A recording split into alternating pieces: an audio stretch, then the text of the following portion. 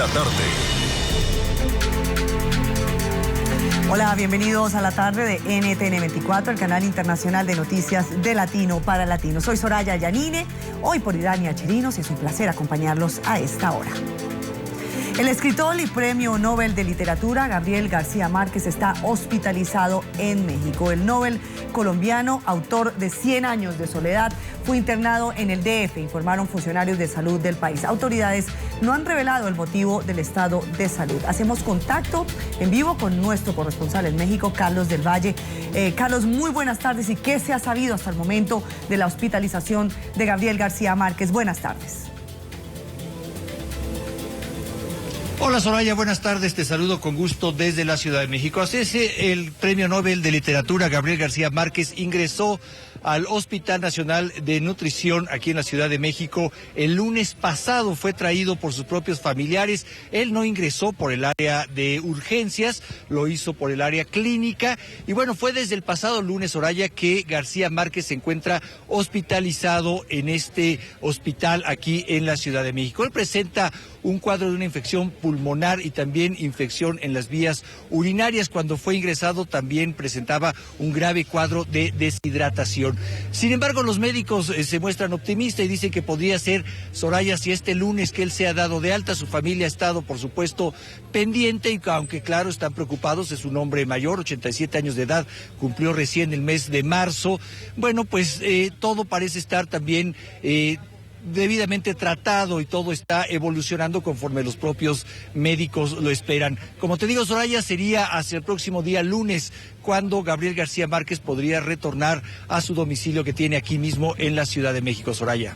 Carlos, ¿se sabe por qué hasta ahora se conoce de esta hospitalización del Nobel de Literatura Gabriel García Márquez? Porque había permanecido como tan en secreto y pues parece ser que, que su estado de salud es un poco delicado, teniendo en cuenta que permanece tantos días internado en este hospital.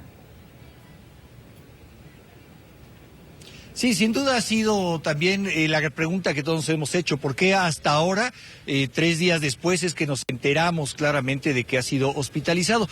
Como te digo, lo que ha trascendido es que su propia familia es quien lo trajo, su hijo es quien lo trajo hasta este hospital. No se supo nada de lunes hasta ahora que oficialmente la Secretaría de Salud dio a conocer que estaba aquí el premio Nobel. No sabemos por qué estos días. Sin embargo, sí, Soraya, hay que entender que es un hombre mayor, un hombre de 87 años, que bueno, cualquier cuadro clínico complica las cosas por la propia edad. Y bueno, por supuesto que, aunque se notan optimistas los familiares, los propios médicos han dicho que sería hacia el lunes que estuviera ya de regreso a su casa, pues son 7 días los que estará aquí en este hospital y nosotros, por supuesto, estaremos pendientes. No se sabe más, por supuesto, no ha habido tampoco más información que las infecciones que te mencioné, una en las vías urinarias, otra de tipo respiratorio en los pulmones. Y bueno, habrá que estar pendientes porque Gabriel García Márquez aquí está librando una batalla importante por su salud, Soraya. Pues Carlos del Valle, muchísimas gracias por su información y claramente pues estaremos atentos a cómo evoluciona el estado de salud del Nobel y Premio de Literatura Gabriel García Márquez. Que esté muy bien, Carlos. Gracias, buenas tardes. Buenas tardes. Cuando se cumplen 50 días del inicio de las manifestaciones en Venezuela, Caracas sigue siendo epicentro de marchas. Esta vez el movimiento estudiantil convocó a los venezolanos a movilizarse contra el desempleo y la crisis económica. A partir de las 11 de la mañana, hora local de hoy, se inició esta protesta en la Universidad Central de Venezuela. Las aulas de clase fueron abandonadas por algunos jóvenes que decidieron unirse a esta manifestación. La Guardia Nacional Bolivariana se instaló en la Plaza Venezuela de la capital, donde inicialmente estaba previsto el punto de encuentro de los estudiantes. La movilización avanza despacio hacia la vicepresidencia económica, donde al parecer se espera pues la entrega de un documento. La militarización de la plaza en principio obligó a los estudiantes inclusive a cambiar su itinerario. Varias tanquetas también fueron enviadas a la zona. Y hace algunas horas el movimiento estudiantil de la Universidad Central de Venezuela reportó heridos por contusiones, fracturas y asfixia.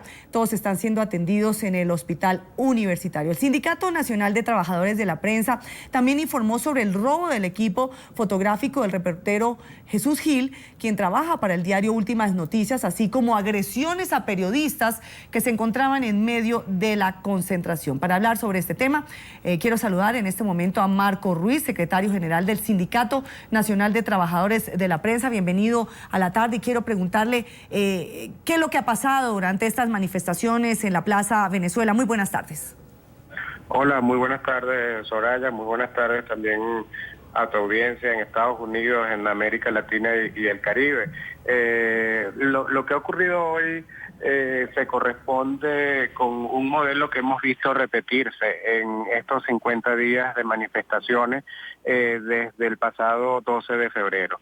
Manifestaciones principalmente, o la mayoría de ellas, convocadas por sectores estudiantiles que terminan siendo reprimidas por los cuerpos de seguridad del Estado venezolano, que no permiten que estas manifestaciones lleguen a los sitios que se han previsto, como el caso que ocurrió el día de hoy, y particularmente frente a lo que me preguntas de la situación de la cobertura y los reportes en cuanto a afectaciones a periodistas y trabajadores en medios de comunicación, debemos dar cuenta de que al menos 6 trabajadores de medios, 6 trabajadores de la prensa resultaron afectados. Una colega periodista del canal de noticias Globovisión, Vanessa García, fue impactada por un gas lacrimógeno, recibió una herida en la cara y de hecho hasta hace muy poco estaba recluida en una clínica siendo revisada por un equipo médico. También 3 reporteros gráficos, uno de ellos de el diario Últimas Noticias, como lo dijiste, Jesús Gil, también la compañera fotoreportera Dagne Cobo del diario 2001, el fotoreportero también Leonardo Rodríguez del diario Nacional. Todos fueron robados sus equipos fotográficos. En 2 de esos casos robaron 2 cámaras más unos lentes, golpeados, por cierto, también durante el robo por civiles que estaban encapuchados y que actuaban también armados, ¿no? También es un elemento que hemos visto repetirse en las manifestaciones de estos días, civiles armados actuando en contra de manifestantes y de trabajadores de los medios de comunicación, en muchísimos casos, por cierto, frente a la mirada impune de organismos, de los efectivos de los organismos de seguridad del Estado.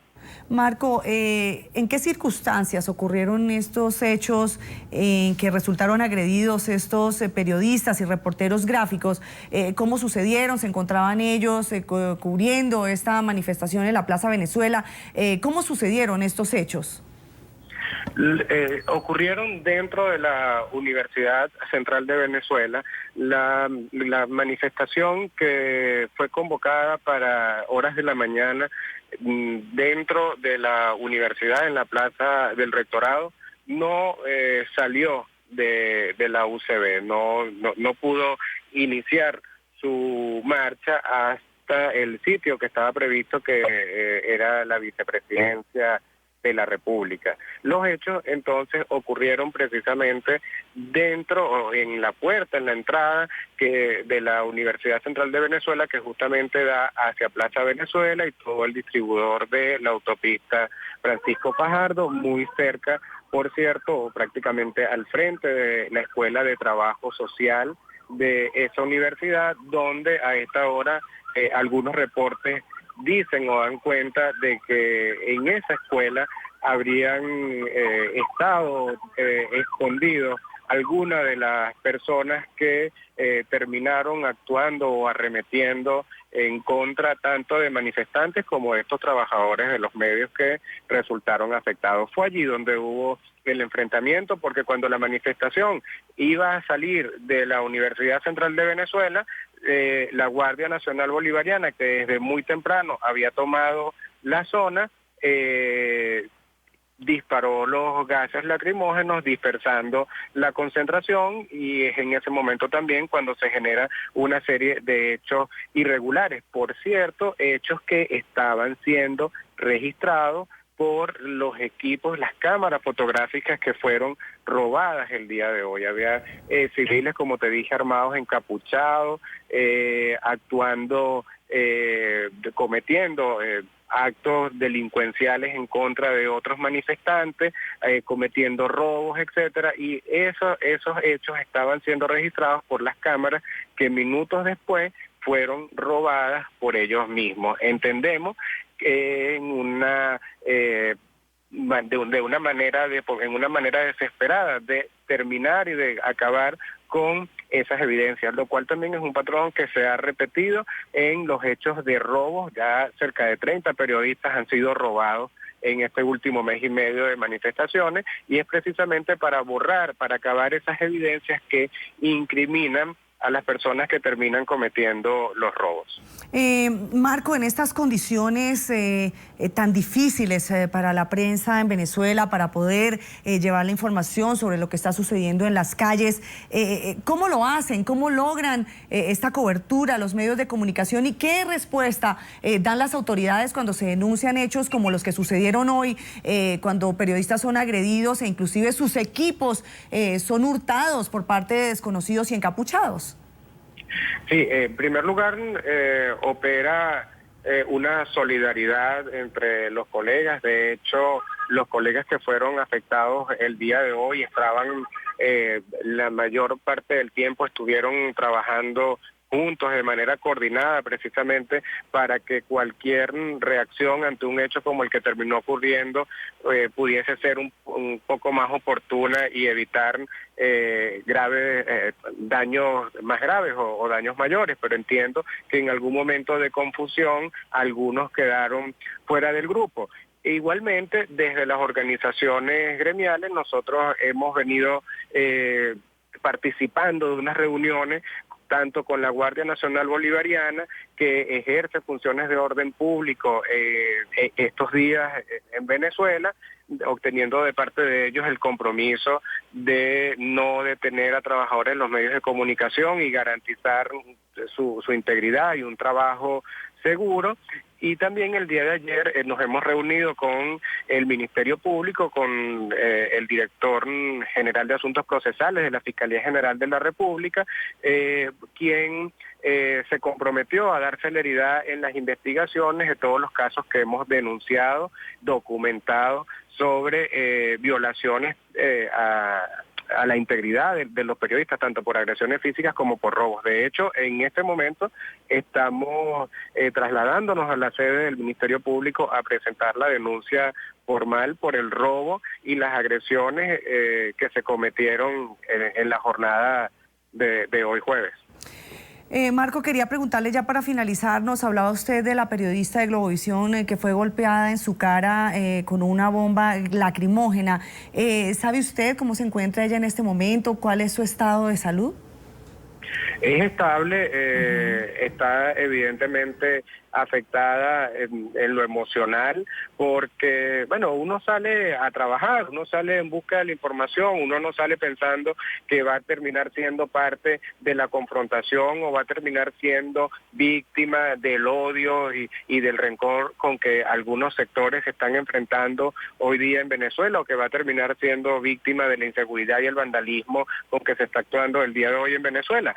Pero de salud estaba esperando los resultados de una placa que le habían hecho con algún dolor físico producto del impacto, pero entiendo de cualquier manera está en observación y seguimos en contacto con ella, que se está recuperando y que el diagnóstico podría no ser de una consideración mayor. Pues agradecemos a Marco Ruiz, secretario general del Sindicato Nacional de Trabajadores de la Prensa, por haber estado con nosotros aquí en la tarde. Muchísimas gracias a ustedes. Y a propósito de situación de derechos humanos, estoy leyendo aquí en Globovisión en Twitter que Nicolás Maduro firmó un decreto oficial para la creación del Consejo de Derechos Humanos de carácter de Estado. Y continuamos con la información de Venezuela. Se agudiza la tensión entre Panamá y Venezuela. El presidente Ricardo Martinelli arremetió nuevamente contra Nicolás Maduro y lo acusó de robarse los recursos del pueblo venezolano. Ricardo Martinelli exhortó al chavista a dejar la retórica y buscar el entendimiento con los sectores venezolanos. El mandatario panameño afirmó que la situación en la nación suramericana es caótica y catastrófica. Panamá y Venezuela rompieron relaciones diplomáticas el pasado 5 de marzo, cuando Martinelli propuso discutir la crisis en territorio venezolano ante la OEA. Crece la tensión entre Panamá y Venezuela. El presidente Ricardo Martinelli acusó a Nicolás Maduro de robar los recursos de los venezolanos y no respetar las libertades de los ciudadanos. No puede ser que un país tan rico como Venezuela tenga un desgreño administrativo tan grande y se hayan dilapidado y robado los recursos del pueblo venezolano, que no haya papel higiénico y no se respete la libertad democrática y ciudadana. Caótica y catastrófica es la situación que se vive en las calles de la nación suramericana, según señaló el mandatario panameño. Martinelli afirmó que Maduro no está incentivando el diálogo con la oposición, sino que mantiene un monólogo, y lamentó que líderes políticos estén presos como Leopoldo López, que permanece en la cárcel militar de Ramo Verde, y los alcaldes opositores de las ciudades de San Cristóbal y San Diego. Exhorto al presidente Maduro a que deje la retórica y que vaya a la práctica, a entenderse con el pueblo venezolano.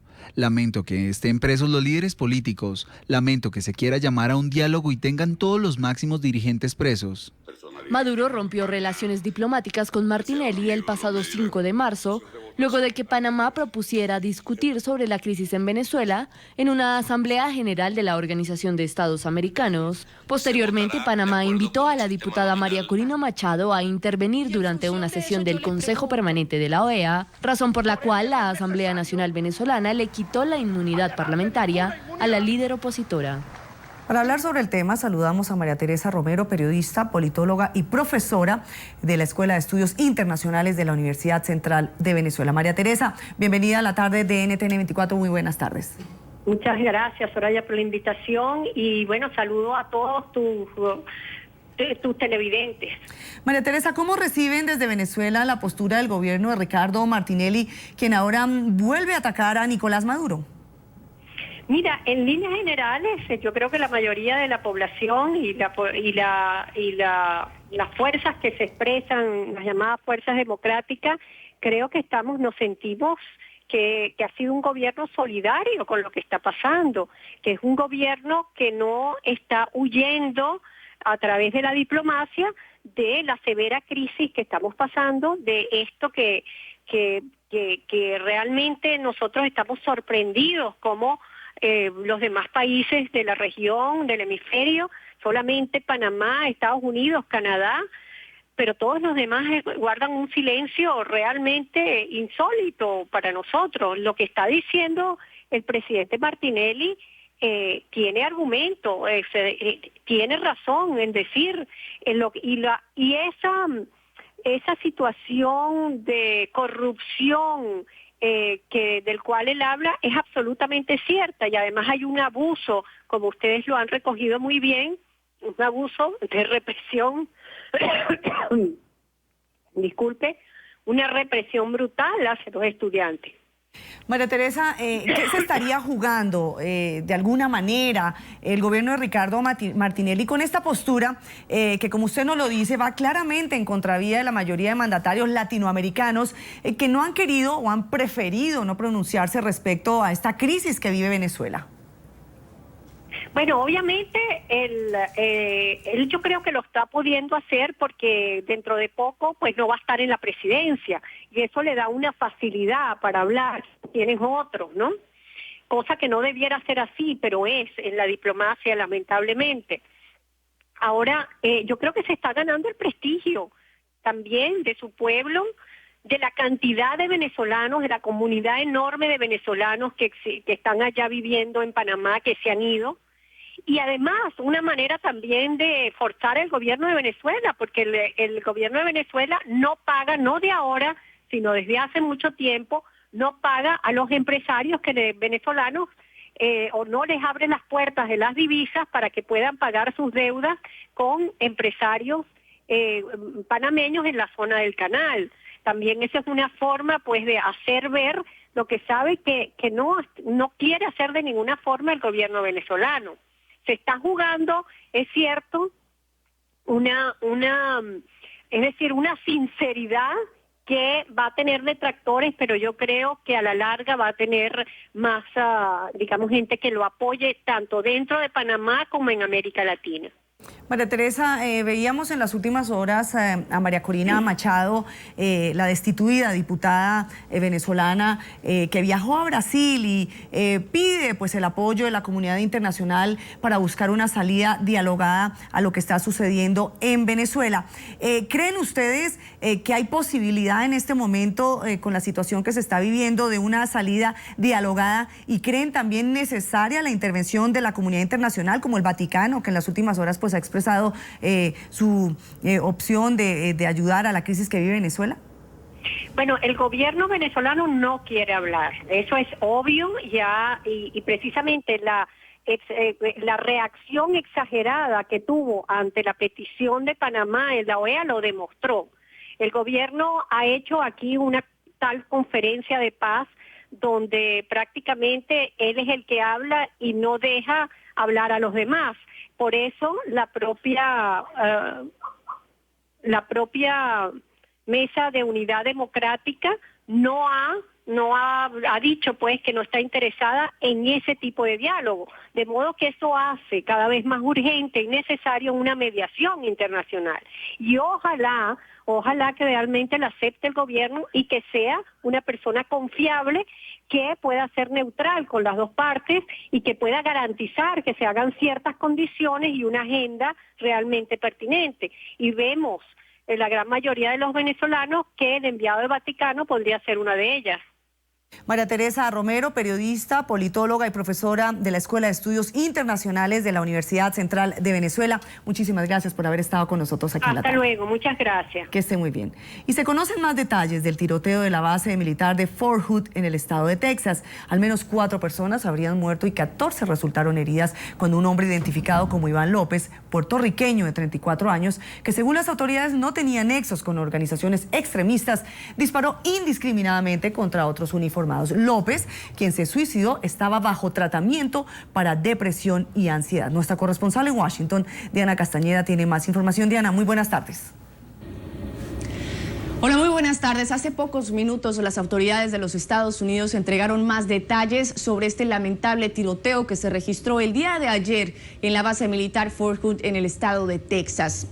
El soldado Iván López, que pertenecía al ejército de los Estados Unidos, fue quien mató a 3 personas y dejó 16 más heridas para posteriormente suicidarse con su propia arma cuando fue interceptado por la policía militar. Tenía 38 años, era de origen puertorriqueño, estaba casado y desempeñó durante 4 meses funciones de transporte en Irak, por lo cual estaba siendo tratado por la unidad psiquiátrica por estrés postraumático. Esto, por supuesto, este tiroteo es el tercero en menos de 6 meses que se registra en bases militares en los Estados Unidos, incluido el de Navy Yard, acá en la capital estadounidense, que dejó como saldo 13 personas muertas. Por esta razón, esto ha reabierto de nuevo el debate sobre el control de porte de armas, principalmente en las bases militares, ya que está prohibido que los soldados porten armas, ya sea de uso militar o de uso privado, dentro de estas bases militares como Fort Hood y todas las bases en los Estados Unidos. Solo puede hacerlo la policía militar. Y precisamente esta es la pieza fundamental de este rompecabezas, de esta investigación, saber cómo logró Iván López, este soldado, ingresar el arma a la base militar. Pero veamos lo que opinan algunos analistas. Lo que sucede no es la falta de debate, sino la falta de un consenso político para tomar medidas, porque hay muchas personas y un movimiento ciudadano muy fuerte que se opone a cualquier intento de reducir el acceso del público a las armas.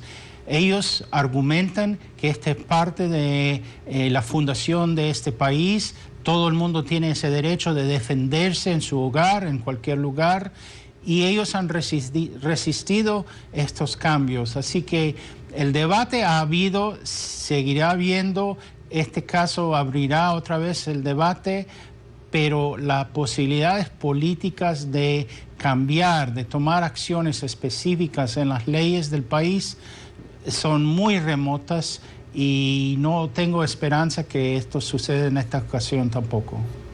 Una vez más, Estados Unidos y en particular en este caso las Fuerzas Armadas está revisando sus políticas de portación de armas, acceso a los fuertes de personas que no están en activo militar. Pero aún así, con todos los cuidados que se puedan hacer, vemos el caso muy trágico, un militar que tenía permiso de estar ahí, nadie pensaba que tenía el problema o tenía la capacidad de este tipo de reacción. Así que no es fácil simplemente conseguir una solución de prohibir armas o prohibir la presencia de personas. Es un humano que sufrió algún trastorno y todavía no sabemos las razones exactamente, pero es bien difícil prevenir este tipo de evento cuando la gente sufre este tipo de lesión en su cerebro y estas experiencias difíciles en la guerra. Bien, en esta misma base militar en Fort Hood, en Texas, se registró también un tiroteo en el año 2009 cuando un psiquiatra musulmán asesinó a 13 personas y por esta razón las autoridades hoy fueron muy puntuales al decir que no hay un nexo terrorista en este nuevo tiroteo, en este nuevo incidente.